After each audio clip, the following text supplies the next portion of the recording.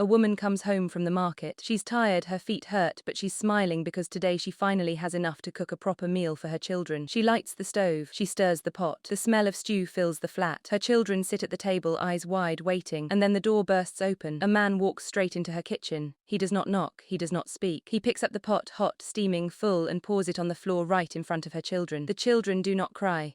They're too scared to cry.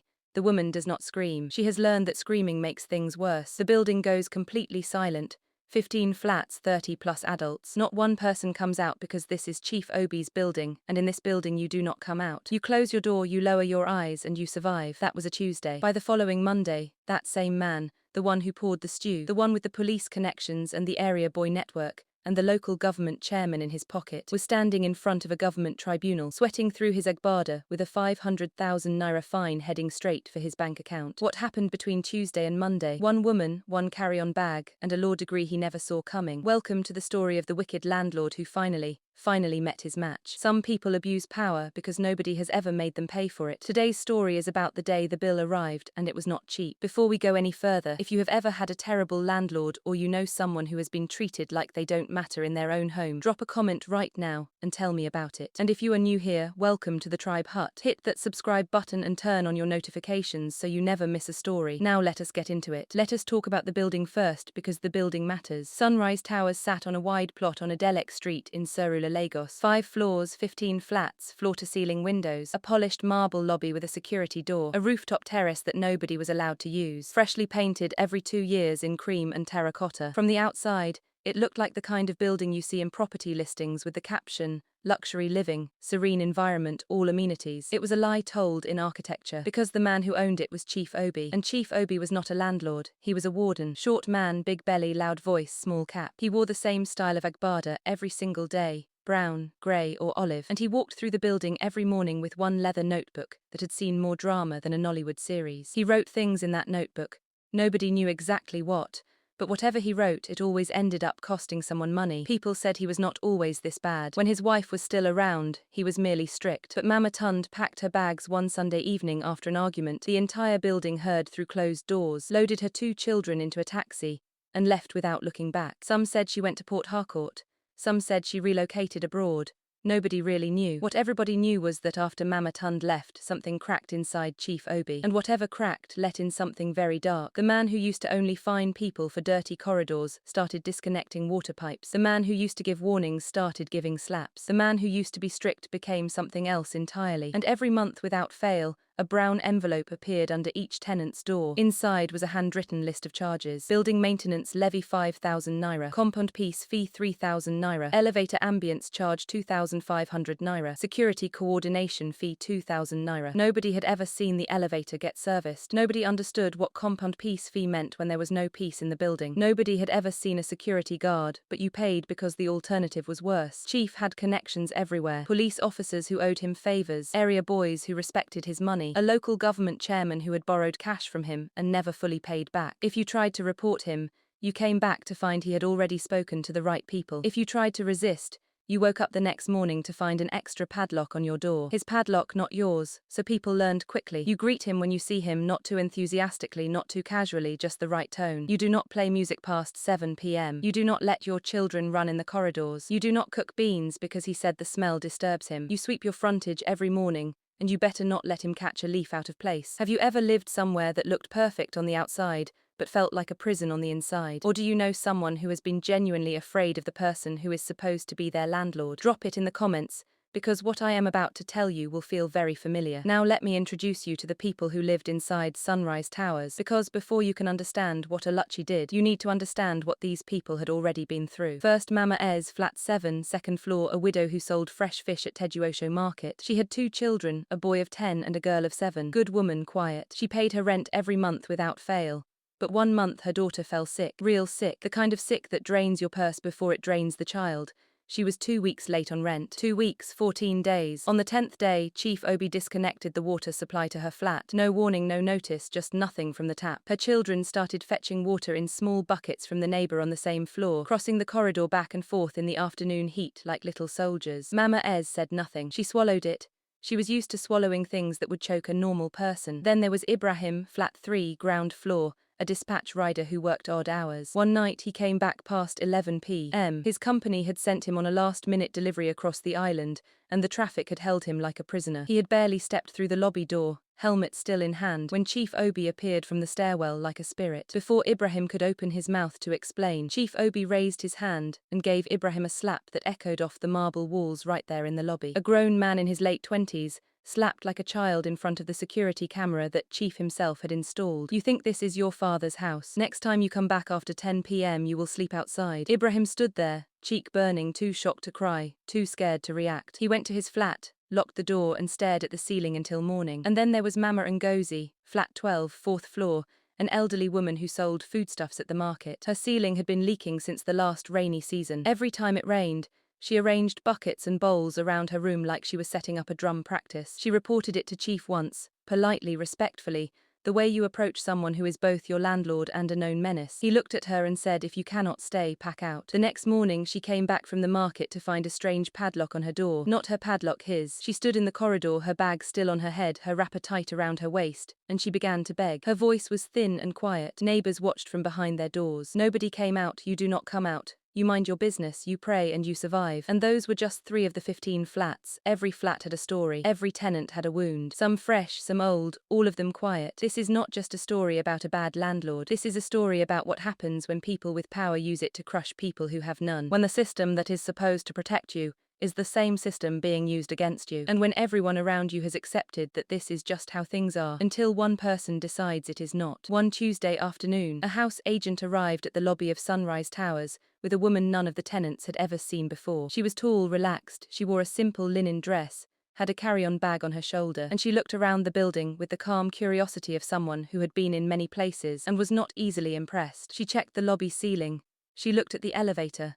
She ran one finger along the corridor wall and checked it for dust. Her name was Oluchi. She had just returned from the UK after 6 years abroad. She needed somewhere to stay for a few months before heading back. Hotels in Lagos would eat her savings. A flat in a decent building made more sense. She was willing to pay 6 months up front. She spoke to the agent, looked at flat 9 on the 3rd floor and agreed to move in. What nobody in that building knew, not the agent, not the other tenants, and certainly not Chief Obi, was that Oluchi held a law degree from a respected UK university and had practiced property law for 4 years. She had handled landlord-tenant disputes, housing rights cases, and property fraud litigation. She had read documents that would make grown men sweat. She had stood in courtrooms and won cases that looked unwinnable. She was not afraid of Chief Obi. She did not even know enough about him yet to be afraid, but she would learn quickly. By the end of her first week, Oluchi had noticed the silence, not the peaceful silence of a calm building, the specific rehearsed silence of people who had learned that sound was dangerous. Whenever Chief Obi's footsteps were heard on the stairs, conversation stopped mid-sentence. Children ran inside. Adults found reasons to look at the ground or disappear into their flats. The whole building operated like a neighborhood under curfew, and the curfew never lifted. She watched it happen 3 times, 4 times, 5 times. She filed it in her mind. She also watched the morning ritual. Chief walking through the floors with his leather notebook,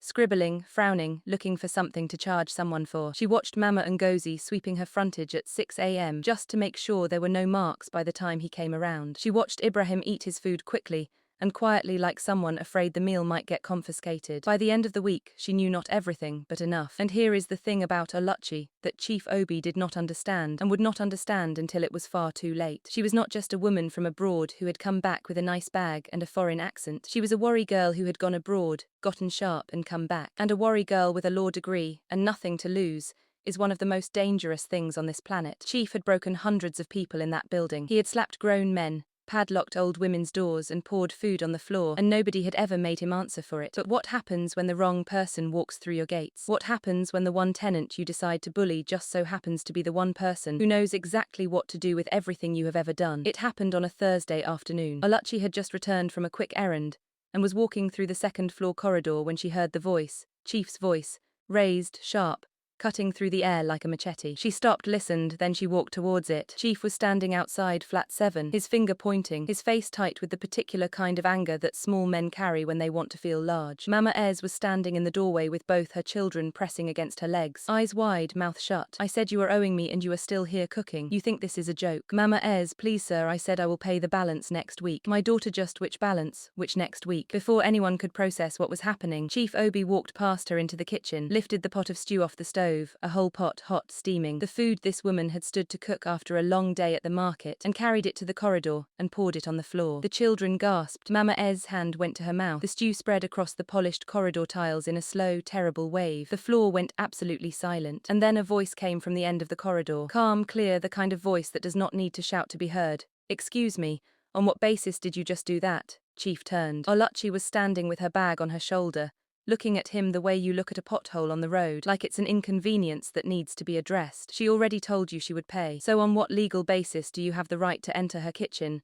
touch her property, and destroy her food?" The corridor could not breathe. Nobody had ever spoken to Chief like this. In daylight, out in the open, without even lowering their voice. Chief took a slow step forward. His eyes were dangerous. "Who are you? You just entered this building. Do not tell me how to run my house. I am telling you to treat your tenants with respect. They have rights, and what you just did, she can sue you for that. Destruction of property, trespass, take your pick. Sue me." He almost laughed. "Sue me. You better mind your business before you find out the kind of landlord I am." Oluchi adjusted the strap of her bag. She looked at him for exactly 3 seconds. Then she said, "And you will find out the kind of tenant I am." She turned and walked back to her flat calmly, like she had just ordered food and was waiting for it to arrive. The entire building heard it. By nightfall, the story had passed from flat to flat like wildfire. "Did you hear what Oluchi said to him? That girl is not normal. She just signed her own death warrant. She doesn't know him. She doesn't know what he can do." But others whispered something different.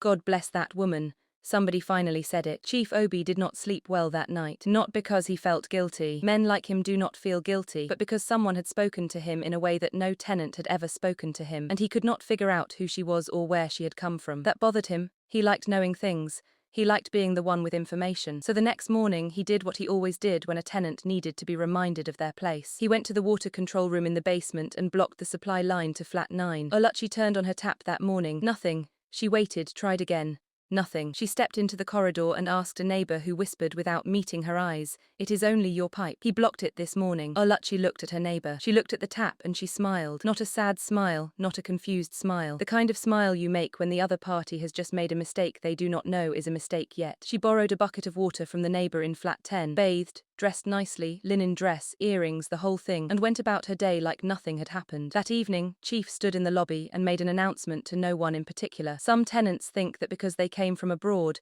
they can come and disrespect me in my own building. Any tenant who wants to be rude can pack their bags immediately." Nobody replied. Oluchi was upstairs. She was on the phone with her friend Kunnel. "He blocked my water." Kunnel laughed and said, "If only that man knew who he was messing with. Don't mind him. I was a proper worry babe before I left this country. He has not seen anything." A week later, the brown envelope arrived under her door. "Disturbance levy 15,000 naira. Reason, disturbing compound peace." She walked downstairs, knocked on his door and waited. When he opened it, she held up the paper. "What is this?" "Disturbance charges. You were disturbing the peace of my building. For talking, I said maybe 10 sentences, because I said so." She looked at him for a full 3 seconds. Then she shook her head slowly and said, "You are a very funny man," and she walked away and left him standing in his doorway. Chief Obi gripped the door frame. His jaw was tight. No tenant had ever called him funny. No tenant had ever walked away from him mid-conversation. No tenant had ever made him feel small in his own building. "I will deal with this girl," he said to himself. "I will deal with her properly." The neighbors came to Oluchi quietly in ones and twos, knocking on her door with careful eyes. "Oluchi, please be careful. That man has connections. He knows police. He knows area boys. He knows politicians. If he wants to make your life a nightmare, he will do it and nobody will stop him." She listened to each of them. She nodded. She said okay. They did not know what okay meant. She did not explain. That night, Oluchi opened her laptop, pulled out a notepad and began to write. Not a diary, not a complaint letter, a legal document. She wrote the way a lawyer writes. Clean, organized, precise, with weight behind every word. She documented every incident she had witnessed since arriving. Dates, times, descriptions, names of affected tenants, amounts collected. She wrote about the water disconnection to Mama Ez during a medical emergency. She wrote about Ibrahim's slap in the lobby. She wrote about Mama Ngozi's padlocked door. She wrote about her own disconnected water supply, the illegal disturbance charges, the unlawful levies with no legal basis. She wrote it all out. Every brown envelope, every fake fee, every act of intimidation. Then she made phone calls. First, she called an old friend from law school who had returned to Nigeria and was now practicing in Lagos. They talked for 40 minutes. Then she called a colleague who worked with the Lagos State Ministry of Housing. That call lasted 25 minutes. Then she called a journalist friend who covered human interest stories for a popular online platform. That call lasted 10 minutes. The journalist was very interested. she was not in a hurry. She was building something, and good buildings take time. Meanwhile, Chief Obi was also making moves. He had asked around about the new tenant in flat 9. What he found out made him dismiss her entirely. She's just a girl who went abroad and came back with big grammar. He had dealt with people like that before. They always backed down. They always needed him more than he needed them. The building was beautiful. The location was excellent, and people had nowhere else to go. But what he did not know was that Oluchi did not need his building. She was going back abroad in 3 months. She had nothing to lose, and she had every skill required to make the next 3 months the most legally